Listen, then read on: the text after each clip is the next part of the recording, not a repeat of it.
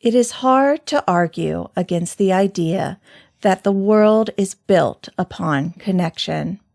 From the tiniest atoms to nature and even technology, everything in our world depends on its relationship to others. Studies into human relationships tell the incredible story of the power of connection.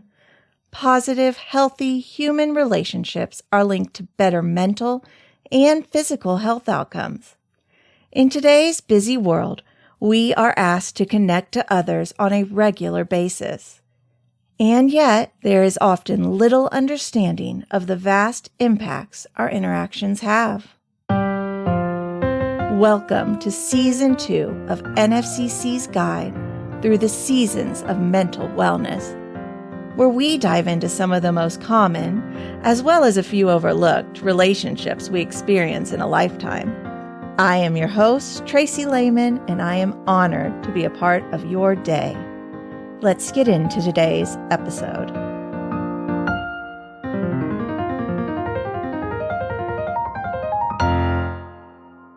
Friendships are highly valued in society. Even in the animal kingdom, social development is a key component of growth and survival. One thing that human children and animal cubs have in common is learning to interact and fight. Pups, cubs, and other species by engaging with peers around the same age.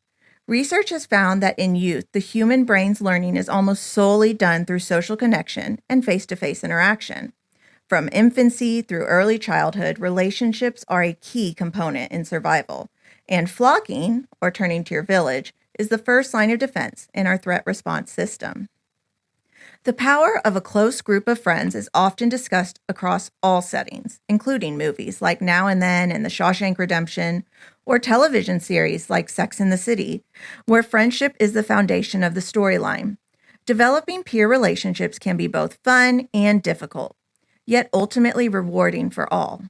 They challenge us to be vulnerable, face painful rejection, and teach us the importance of discerning what we value in order to choose healthy, successful peers. Many youth and adults struggle with the idea of leaning on another person, an idea that attachment therapists refer to as insecure attachment, because both being a dependable friend and being willing to lean on a friend requires a great deal of commitment and trust. It's important that we learn it's possible to experience trusting relationships early on. Research links strong, positive peer relationships to positive outcomes throughout an individual's life. Having solid peer support systems feeds our feelings of self-worth and self-efficacy and allows us to move through the world with a sense of safety. Many of us, however, have real struggles with developing these long-term connections. Here to discuss why friendship is so important to overall wellness, how to take risks and choose healthy friendships, and how to help our children learn to do the same, is licensed professional counselor McKenzie Palmer. McKenzie graduated from Louisiana State University with a Bachelor's of Science in Psychology. Later, she obtained her master's degree in professional counseling from the University of Houston. McKenzie primarily works with children and adolescents ages 3 to 18 by using a collaborative approach and lots of play. McKenzie enjoys working with families to aid them in recognizing their own strengths, as well as identifying areas of growth to promote positive change. McKenzie's counseling experience includes helping clients with ADHD, anxiety, depression, divorce, parenting challenges, and adoption-related concerns, among other specialties. She incorporates play therapy, art therapy, and age-appropriate cognitive behavioral therapy throughout sessions to engage clients and best guide them to success. Welcome, McKenzie. Hi, thank you for having me. Yeah, thanks for being here. I'm excited for this. So let's start with something fun. Do you remember your first friend as a child? Or is there a friend group from your childhood that made such an impact that you remember them today? Yes, that's a really great question. So I think I should preface by saying I'm from a pretty small town in South Louisiana. And so in reflecting on this, I truly think that has so much to do with the friendships that I have today and that I've made, throughout my life. But going back to your question, so yes, I met I would still call her my best friend in kindergarten. And I feel like that's pretty rare these days. So I do feel really lucky to have met her. And it was her, along with a group of three other girls, and me included, there were five of us total, and we all went to the same school. Our parents were friends, and we went through middle school together, elementary, middle school, high school, college, and we're still friends to this day. And so I feel really blessed and lucky to have those relationships in my life. And I truly think so much has to do, again, going back to that sense of community that was kind of embedded into us by being in a small town, and our parents really modeled close friendships to us. And so that, I think, really helped us in developing this lifelong friendship that we have now. Yeah. Oh, that's awesome. I love that. I have friends from elementary school too. Not really from, oh, no, I have one friend from kindergarten that we're still close. But like third grade, probably one of my best friends I met in third grade, and we're still friends today. But you sound like the perfect person for our conversation today because of that piece about your parents really instilling that idea of choosing close friendships. Yes. Yeah. I'm blessed. And again, they always modeled how friendships, I think should be. Not that they were perfect and not that their friendships were perfect, but I think, and I say this in working with kids and parents so much, is that so much is done just by modeling to kids, appropriate reactions, conversations, social skills.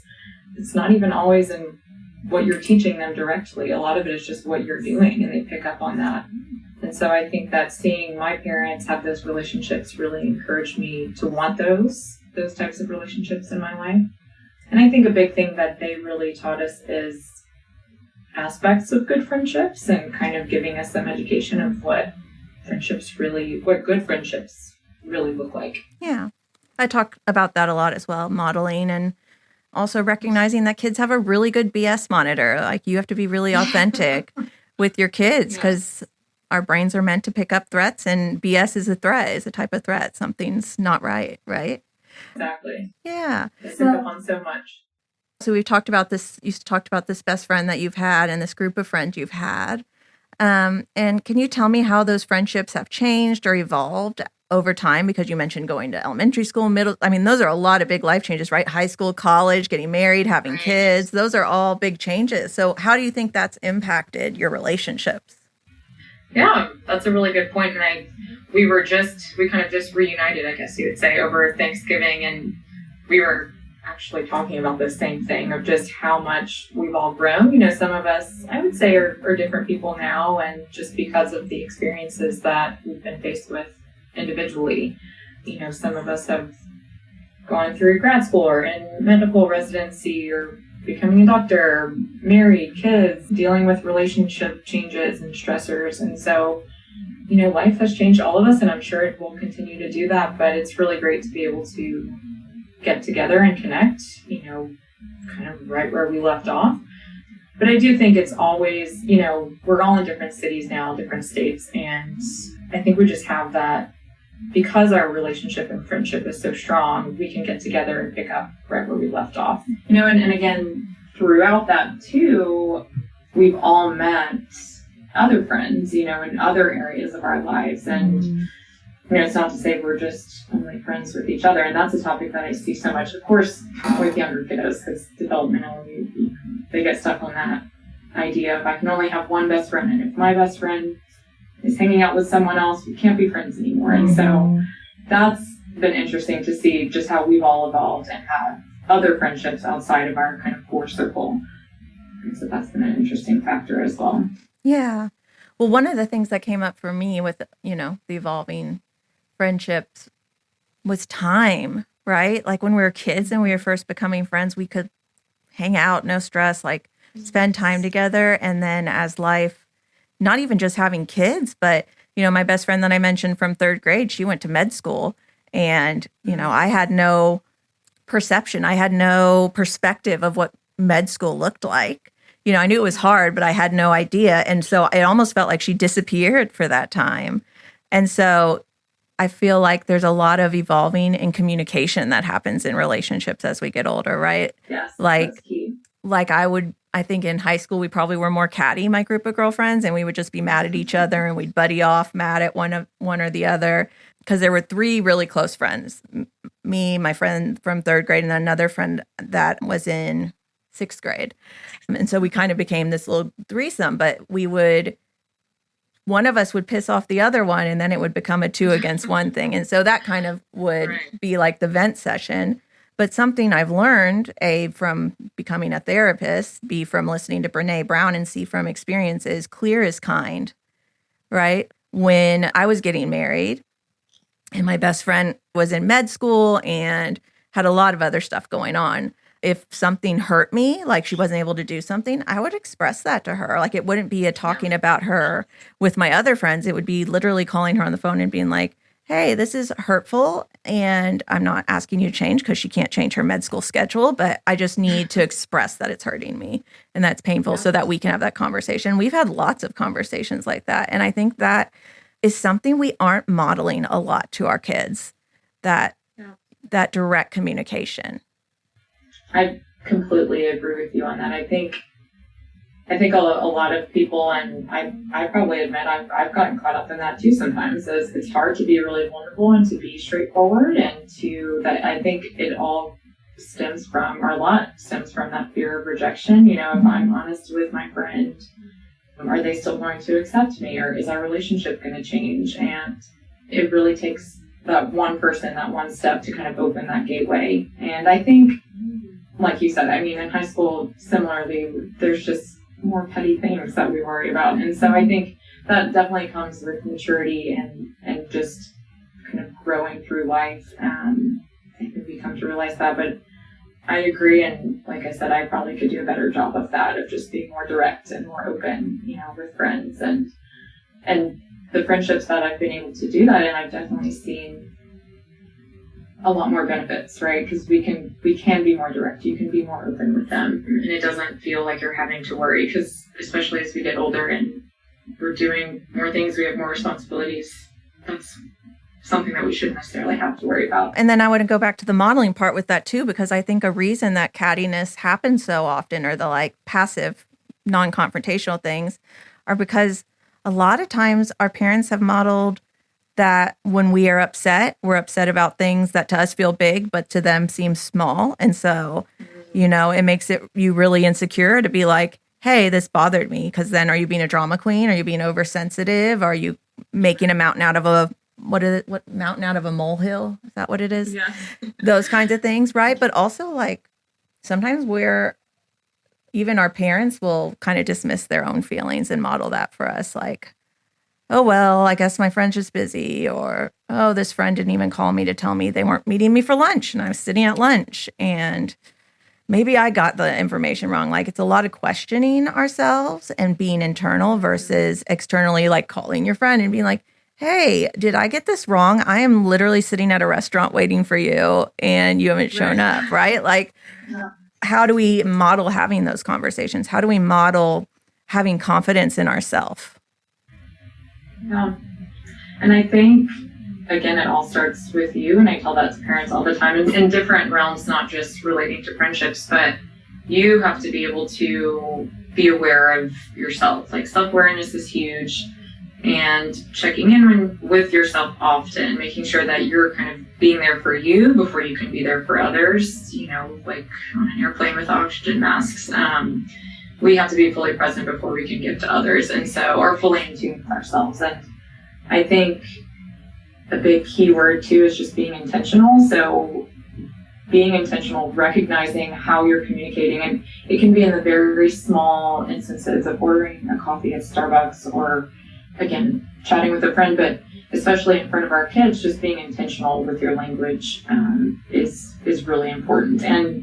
And like you said too, modeling when something isn't always right, not feeling like you have to have this big shield or perfect response. You know, I think it helps normalize to kids that you're going through something that they probably are also going through as well, you know, in different ways. I agree. And then also just building that relationship with your kids, that they can come to you about things and you're going to take them seriously. You know, this morning I was super stressed out because there's just a lot going on, right? This is like my last big week of like being totally booked, scheduled, crazy. My boundary starts next week where I'm like slowing down and kind of regrouping. But my daughter was trying to show me her drawing and engage with me. And I was like unable to hear her. Like I was unable to connect with her. I was so distracted and stressed and busy and getting frustrated. And she could feel that. And, as I was doing that, I'm thinking, what message am I sending her? Right. So something I've been talking a lot about in this, and then just in all my presentations I give, is that self-awareness. So if you can be willing, and this does take a lot of vulnerability for yourself, even to step outside of yourself and say, look at it and say, okay, what's happening here? I need to calm down. I'm dismissing my child's feelings. I'm not building a relationship where she's going to feel valued. And so then it's put it down, and she had drawn a picture. So it was about, oh, I can see you put a lot of work into this picture. Look at all the colors you used. You filled the whole page with color. I can just see how much work you put in, kind of thing. And just engage with her. And then, she was able to express that she was anxious about something and having that experience, right? But I have to be able to be aware of how I'm responding and connecting to her in order to make that happen, right? Because the alternative is I'm not willing to see that, or I function under the belief that my children should be seen and not heard, or what they have to say is not important and what I'm doing is. And they're going to get those messages and they're going to stop connecting. Yes. I really like what you said of just stopping and trying to see it, from the other perspective, or looking at yourself from the outside, can be really helpful in understanding how others are perceiving you in those moments. Self-awareness is big, and I think a lot of us struggle with that. Yeah. Well, it's hard, and we're in a go, go, go society. Like literally in that moment, I was in go, go, go, which is why I disconnected. And the other part of that awareness piece and looking at yourself is that shame that we all feel. Like, you're a newer mom, so I'm sure you've experienced lots of the mom guilt, right? It's not just a myth, it's a real thing. And so being able to say, I'm not connecting with my child, I'm being dismissive, but in a place of grace and understanding, like I am stressed. I do have a lot going on. Yes. And I'm going to pause and I'm going to breathe and I'm going to connect with my child just for this moment, because it might gain me a lot more than me continuing on the path I'm on. And so we have to move away from shame, because if the alternative is I'm like, you're a terrible mother, you don't even deserve to be a mother. Like, look how horrible you're being. You tell parents all the time to connect to your kids and you're not even connecting to yours, right? If I go down that path, I'm not going to want to be aware of myself if I'm going to beat myself up when I develop awareness. So it's also about that relationship with yourself. And I think having healthy friendships starts with having a healthy relationship with yourself. I completely agree with that. And I think it's a journey that we're all on. And sometimes, again, I think it ebbs and flows at times where we feel really connected or feel really in tune with ourselves. And then some seasons we're just, we don't, or we feel like we're straying. And so I think it's definitely a journey too, and kind of getting to that place. I think self-awareness and being intentional really helps. Yeah.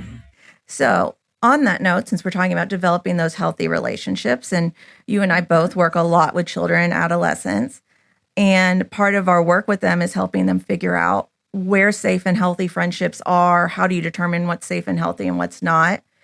Can you talk a little bit to parents or listeners out there who maybe need some help navigating that with their kids, helping them choose healthy friendships and recognize when a friendship isn't healthy and what their role is in that? Yeah. That's pretty tough too. And I think, again, a big thing that I've been talking with kids about is sometimes there's different types of friendships. Sometimes you can feel really, really connected to someone and share the same values, share similar interests. And then there's some friends that may be more on kind of acquaintance level, where maybe you play with them on the playground every now and then, but you don't necessarily hang out with them after school always. And so I think that's a big key, is that there's different types of friendships, and knowing that not every single friendship has to be really, really deep, right? But I think the core thing is, regardless of the types, is the mutual respect for one another. And so even if it's someone who you're not very, very close with, as long as you guys are able to respect each other, that's a big key factor. I think in any friendship, trust is a major factor as well as being genuine, sometimes being selfless, which I think more of us could try to do in relationships. And then again, respect. And I think every friendship comes with vulnerability as well. So taking that chance to be vulnerable with someone, and as parents, to encourage your kids to develop some of these friendships, sometimes we think of it in terms of how we would approach them. You really kind of have to dial down lots or dial back and think of, if you were 6 or 8, how would you spark a conversation with someone? Kids, it literally can start with a wave. You can wave at someone in class or wave at someone on the playground. Maybe the next day or the next recess, you go up and say, hey, my name is Johnny or McKenzie, whatever. And so I think really giving them concrete examples of how to start those conversations can really, really help them start establishing a deeper relationship with these peers. So I think, again, first would be kind of giving them some pretty concrete examples of social skills and communication skills of how to spark conversation, how to recognize when someone's interested in a conversation with you or when someone's not. Like maybe they're turning their back, maybe they're crossing their arms and looking at you.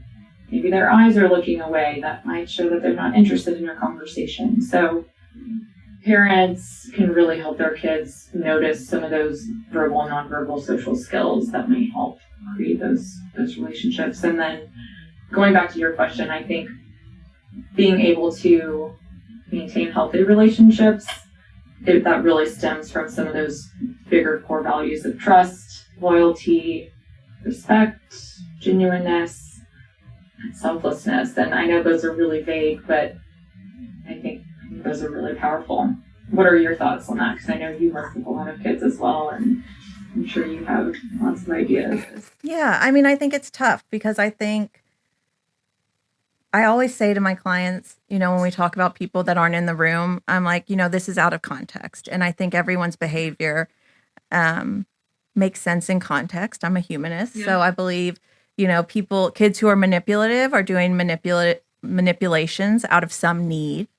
And so I don't think anyone's necessarily unhealthy or not. I don't want to say not unhealthy because clearly people are unhealthy, but I don't think anyone's a bad person.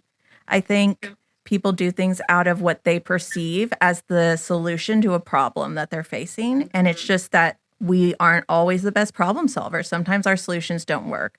And so something I've kind of been developing as I research and in theory is more about developing that inner confidence in our kids, that they know what their values are and they can make choices within a friendship that kind of is preventative against being manipulated, right? Like if your friend is trying to convince you to do something bad, it's not because they're a bad person, whatever reason they want to do this bad thing. I don't know, adrenaline junkie. I don't know what it is, right? I don't know what their reasoning is outside of their context, but whatever the reason is, if you as a person or as a child have confidence in yourself and believe that you belong, believe that you deserve healthy friendships, then I think you can easily say, that is not something that I would consider a good idea.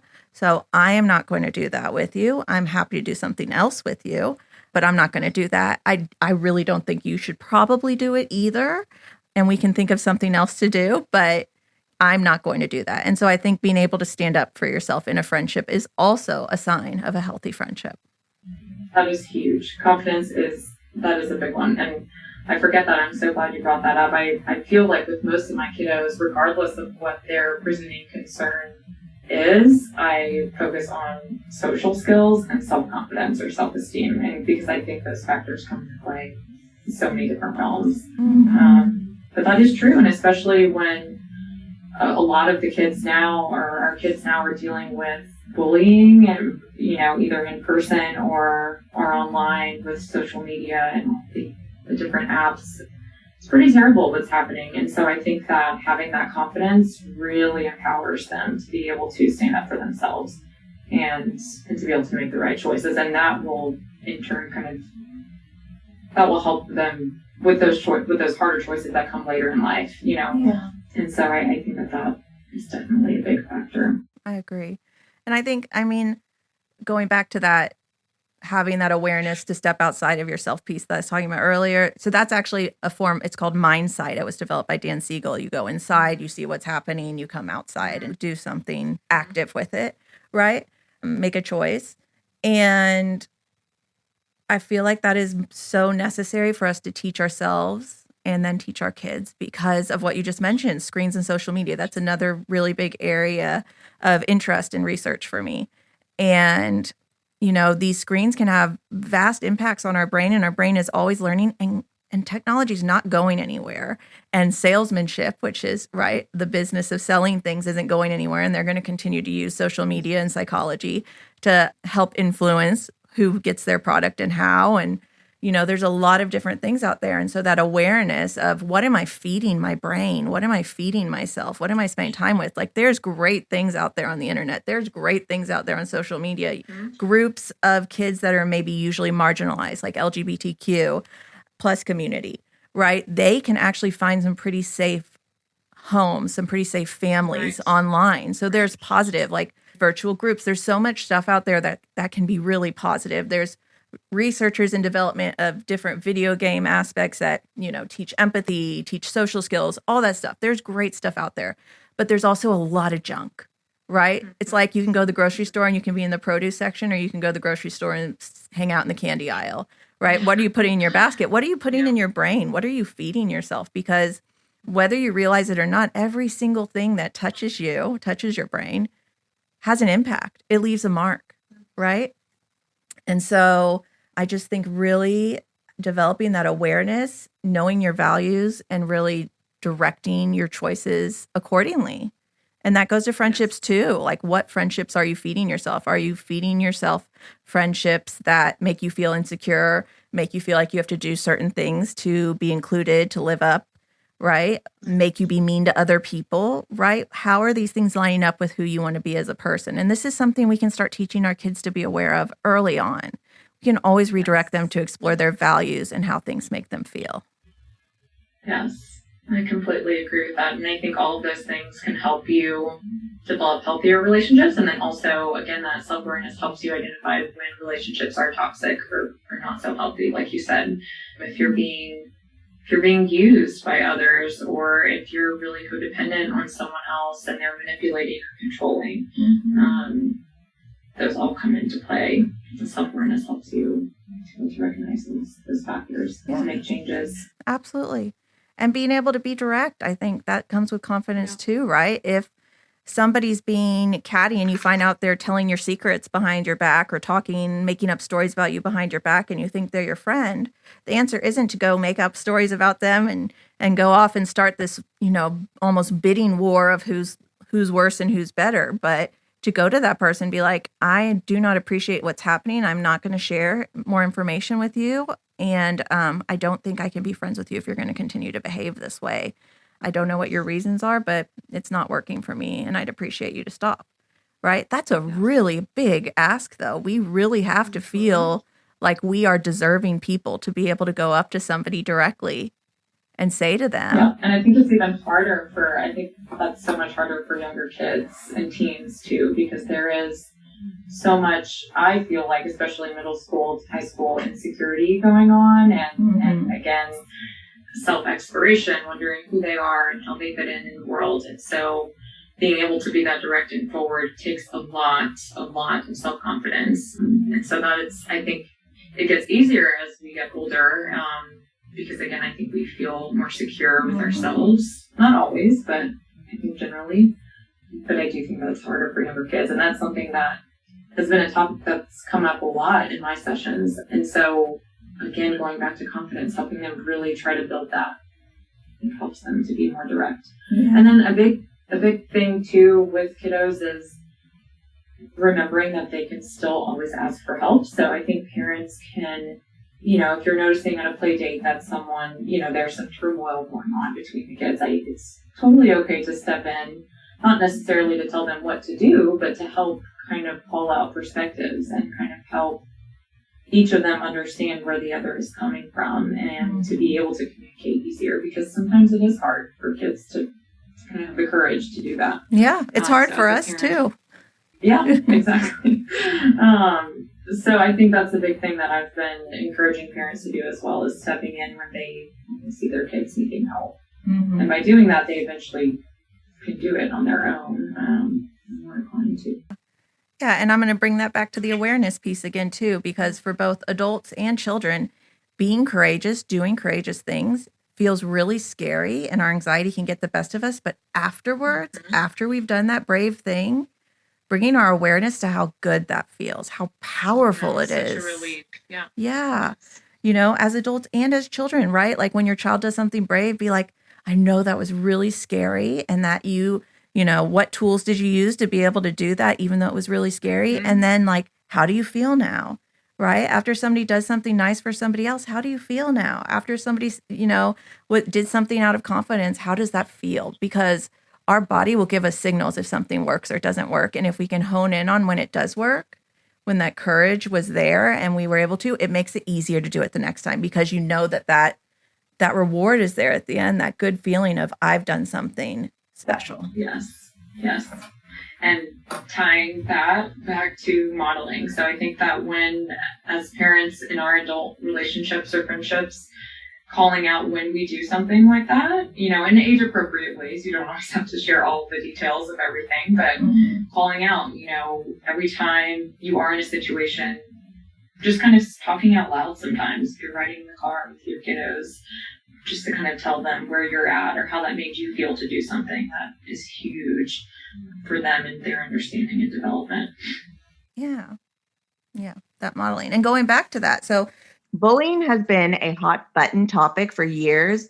We've seen bullying occur between and across all ages and cultures. We see it on virtual platforms, we see it in person. So I thought we should spend some time talking about bullying, what causes it, how to make sure we're not participating in it, and also how to help others learn to be resilient against bullying. I'm curious about your experience with bullying, with working with bullying, and thoughts on that. Yeah, I totally agree with everything you said. And unfortunately, that is right on key when you said a hot topic. I feel like most of the kids and teens that I work with are struggling with that in the social realm. And a lot of times too, that can in turn cause social anxiety, which is a whole nother issue in itself. But I do feel like at least for around middle school age and up, most of the bullying does happen on social media or different platforms. And so when I'm talking with kids, a big area of how they can protect themselves is just limiting themselves on social media, trying to sometimes avoid certain platforms. You know, if they are getting bullied or are attacked on social media, a lot of times too, we'll talk about ways to set limits, ways to block people. Sometimes getting adults involved is an answer as well. And then for parents, trying to monitor their child's use on social media is important too. And a big thing when we talk about bullying with kids is, you know, focusing on what you can control. We can't control other people. We can't control what they're going to say, what they're going to do.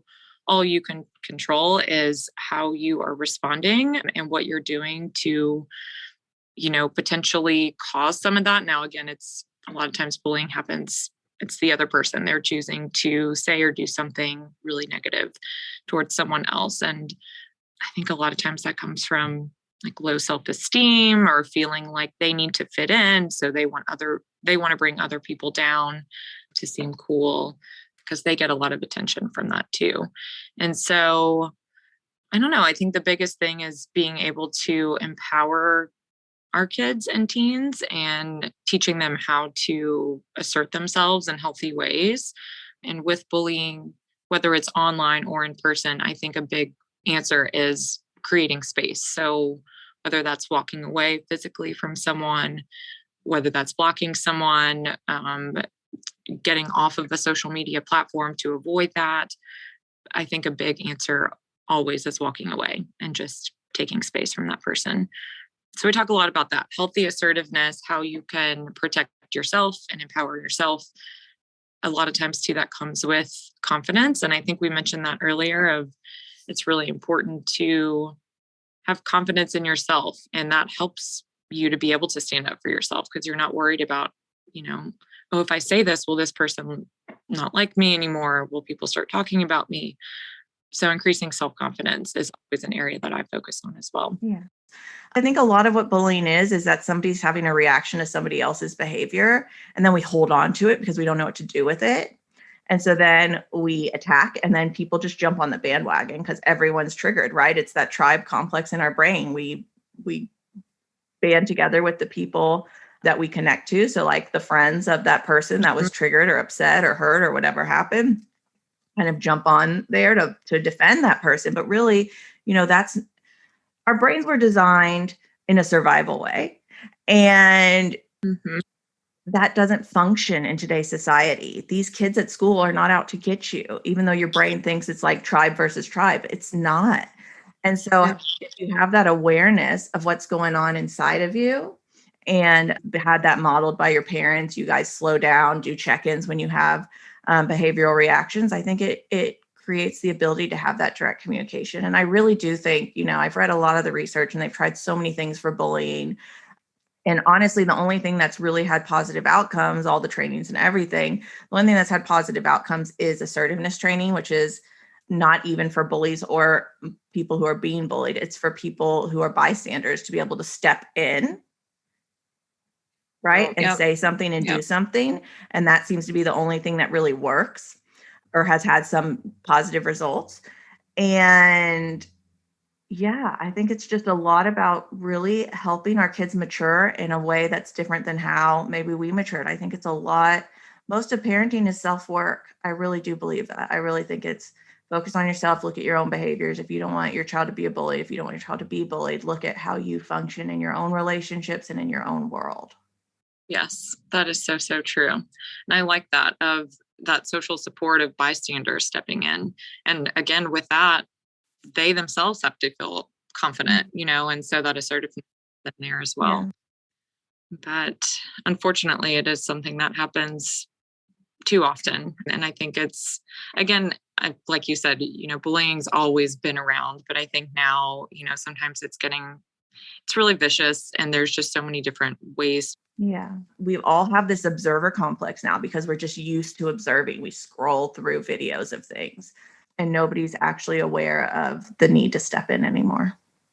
I think I was going to say something about like perspective taking too, because I think younger kiddos developmentally don't always or aren't able to do that, where they're understanding someone else's perspective. And so sometimes too, I think bullying can be misconstrued in their minds and they're not always understanding like where the other person is coming from. Or like you said, sometimes it's coming from a place of just reactivity. And it's not always like a personal attack. And so that's, again, a lot of work that I do with kiddos is just social skills training, how to try to understand others' perspectives, where they're coming from, whether you're on the bullying side or the victim side.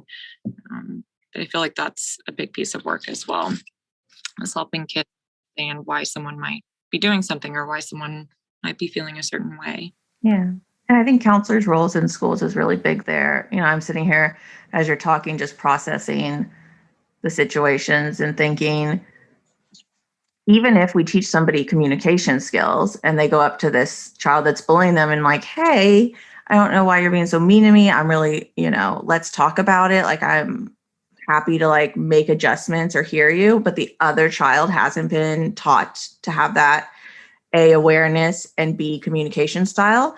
They're going to get more reactive. They might have shame. They might have guilt. They might right, our defense mechanisms can come. So then they're going to be angry. So that could even increase the bullying. So I feel like we need a counselor to create like a really vulnerable situation there, to help them navigate it and help that person, put down that guard, recognize that guard and be like, okay, I wish that there was a specific class for kids with just that they could go to and learn life skills, social skills, emotion recognition, regulation skills, everything. I mean, that's why we're here, right?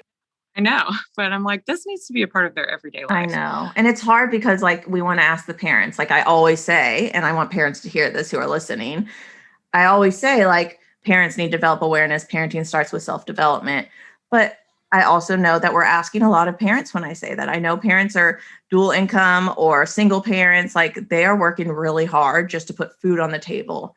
and keep a roof over their heads and manage all the other busy, crazy things that are being requested of them. And then asking them to spend time on self-development and growth and all those things and work on that so that their kids can see it is it can feel like a big ask. It's really hard to consistently make time for that. I mean, most parents don't even make time for self-care, right? Right.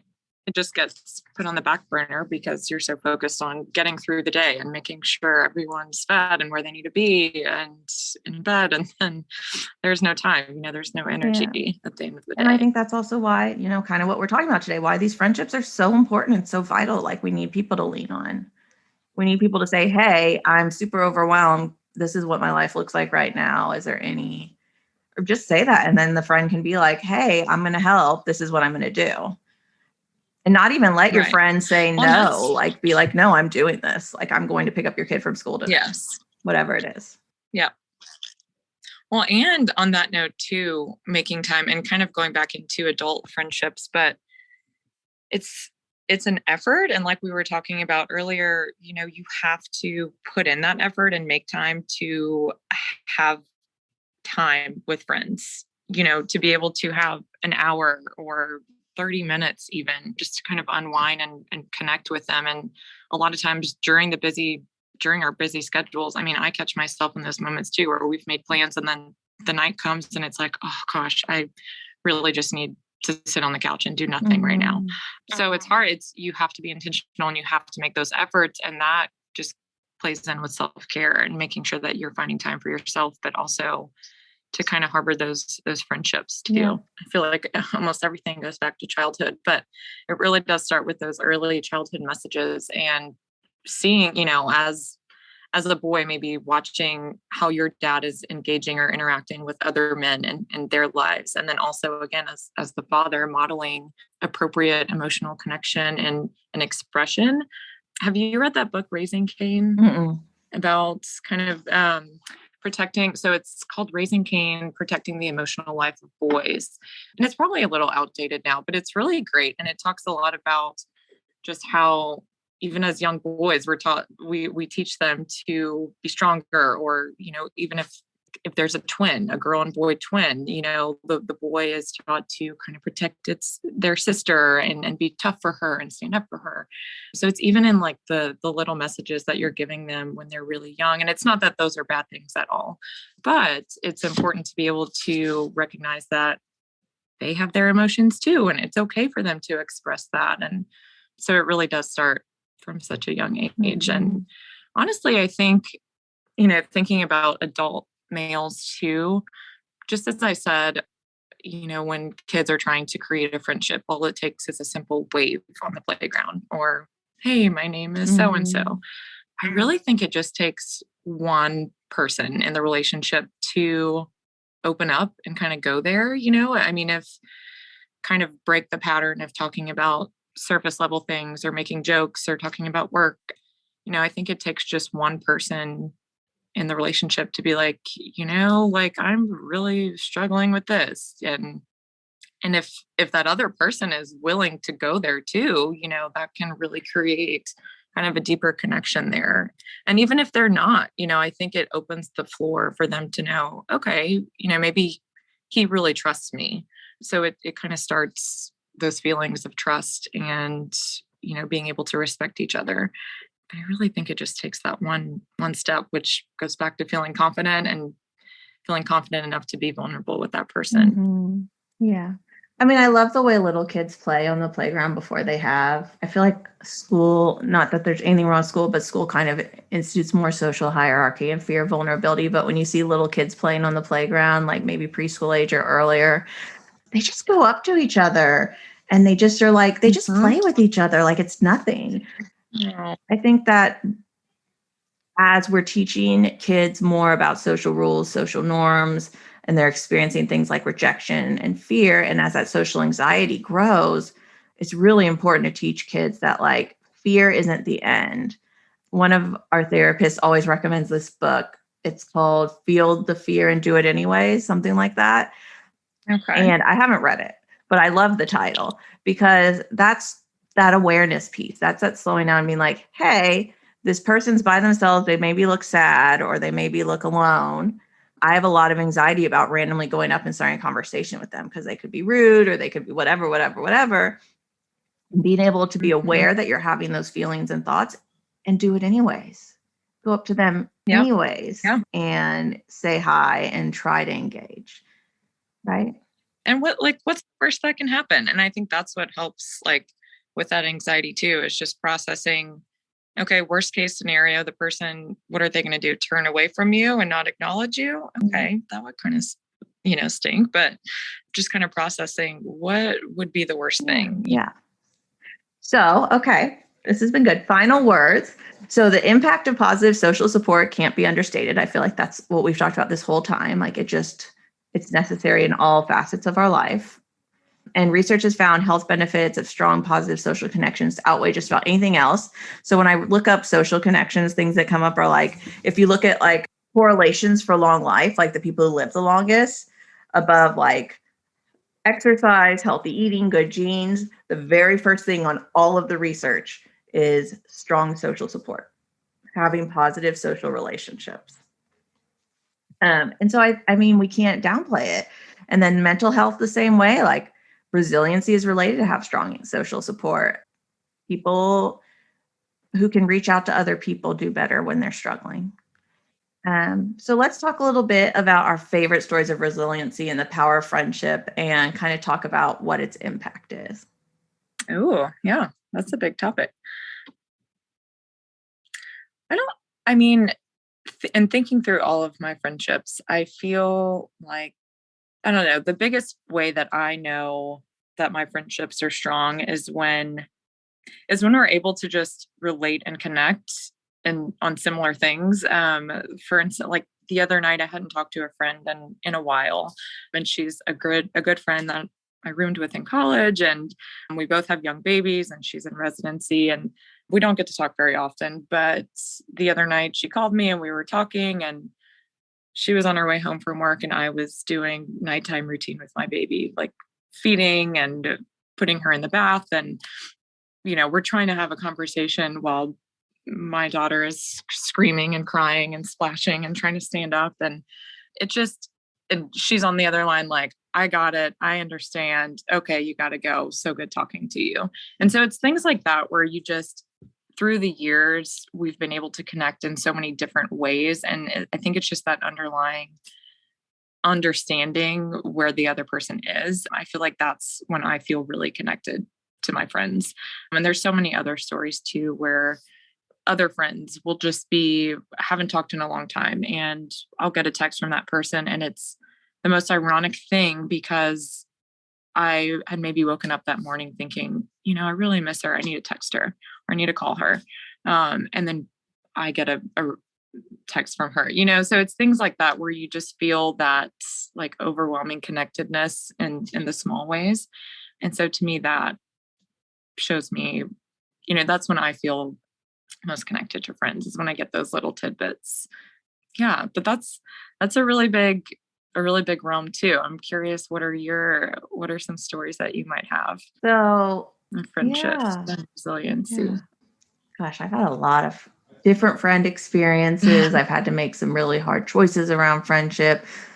But there's one friend that I have, like one of my very, very best friends who, as we've become moms and her kids are older, well, one of her kids is older, and like we're in different stages of our lives and whatever, but she's always there. And that has always struck me. Like, it's really important. My husband, this is something probably we joined on, is like loyalty and being a good person and being there for people. Very, very big value in our home. And this friend is the one who always shows up no matter what. Like, she has her own issues. She has her own stresses. She's a busy mom, busy working mom, just like me. And I feel like we can get really wrapped up in like, I'm too busy. And she never does. Right. I mean, she is so busy. Sometimes I'm like, I don't know how she does it. But, when I had my second child and I, have a newborn, and my husband had to travel for work at the time. And my daughter was, I think, 3 on her way to 4 at the time. That's when she kind of started getting a little bit defiant, resistant to things. And I was exhausted, and it was bedtime, and she was just a disaster. And I've since learned when that daughter becomes a disaster, usually it means she's not feeling well and she's about to wake up in the morning with a fever. I've learned that over several, guilty mom moments of, oh, now she's sick and she was awful yesterday and I was not happy. But anyways, this friend, I'd call her and she shows up. So when my daughter wouldn't go to sleep when my husband was out of town and I was like losing it and I was like, I do not have patience left and I can't leave her like this and I don't know what to do, my friend shows up. And she comes right away. I don't know how she does it. Her and her husband, they're amazing. So he'll like finish bedtime at their house or whatever he does. And she just shows up. She always shows up anytime I've called her. Wow. And gosh, that's an amazing feeling. Gosh, it's amazing to know that I have somebody who will show up for me. And it makes me feel good. Like I've, helped create that. But also like, she's just such a safe person for me. And I think that's what we need is people who know how to show up and also know how to ask for help. And to know what you might need, that's beyond what appears to be on the surface. Sometimes thinking of that story too, I have another friend who has visited me and done laundry or cooked for me and my husband, and which is just really, really, really special, because it's kind of that unsaid, hey, I see you, I know what you might be needing right now. And so that is a really strong thing as well. And it's really amazing that you have friends like that in your life. And I hope that most people can try to foster those relationships. Yeah. I think the message from both of us is that it's possible to have friends like that. It's Right. possible. Right. I think some of us, depending on what our upbringing was, will learn that you can't depend on others, or you only have loyalty and commitment or good friends or whatever to people within your family, right? Like, I think there's a lot of different messages out there, but it's possible to develop friendships with people who will show up for you, and that it's okay to do that. And it's okay to lean on people.